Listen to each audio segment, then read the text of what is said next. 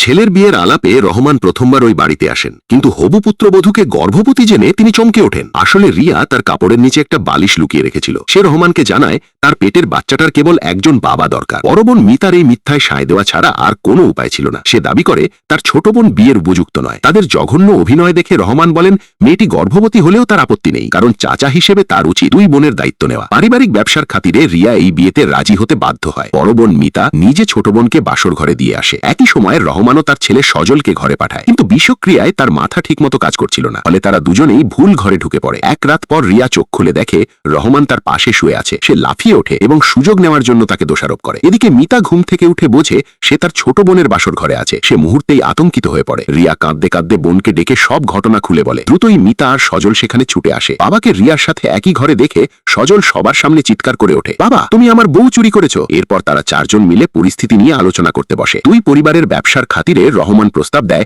মিতাই তার বকে যাওয়া ছেলেকে বিয়ে করুক। তারা জানতই না সজল সবসময় মিতাকেই পছন্দ করত। এবার সে বিয়ে থেকে পালায়নি, আর অনুষ্ঠানও সুন্দরভাবে শেষ হয়। নাচার সময় মিতা বরকে বলে দেয় বিয়ের পর তারা একে অপরের জীবনে নাক গোলাবে না। এ কথা শুনে সজল সিদ্ধান্ত নেয় সে অবশ্যই তার মন জয় করবে। ঠিক সেই মুহূর্তে কেউ একজন রিয়াকে নাচার আমন্ত্রণ জানায়। রহমান দ্রুত এসে বাধা দেয়, কিন্তু রাগে রিয়া হলঘর থেকে দৌড়ে বেরিয়ে যায়। সে রহমানকে দায়িত্বজ্ঞানহীন বলে দোষারোপ করে। রহমান জানতে চায় সে কি ধরনের ক্ষতিপূরণ চায়। রিয়া জানায় সে তাকেই বিয়ে করতে চায়। রহমান মনে করিয়ে দেয় যে সে তার বাবার বয়সী, আর তার বড় বোন ইতিমধ্যেই তার ছেলের বউ। তাদের দুজনের একসাথে হওয়া কখনোই সম্ভব নয়। রিয়া বুঝিয়ে বলে সে শুধু তার বোনের কাছ থেকে আলাদা হতে চায় না। তাকে কাঁদতে কাঁদতে চলে যেতে দেখে রহমান অবশেষে তাকে বিয়ে করতে রাজি হয়। বিয়ের পর মিতা খুঁড়িয়ে খুঁড়িয়ে ঘর থেকে বেরোয়, কারণ তার জুতো ঠিকমতো পায়ে লাগছিল না। হঠাৎ সজল তার জন্য একজোড়া নতুন জুতো নিয়ে আসে, যা দেখে মিতার মনে হয় তার স্বামী হয়তো ততটাও খারাপ নয়। সেই রাতে রহমান আর রিয়া একটা বিয়ের চুক্তিতে সই করে। রিয়া যখনই চলে যেতে নেয় রহমান হঠাৎ তাকে আটকাতে চায়। একই সময় মিতা রিয়ার পাশে ঘুমানোর পরিকল্পনা করলেও সজল তাকে নিজের কাছে নিয়ে যায়। পরের দিন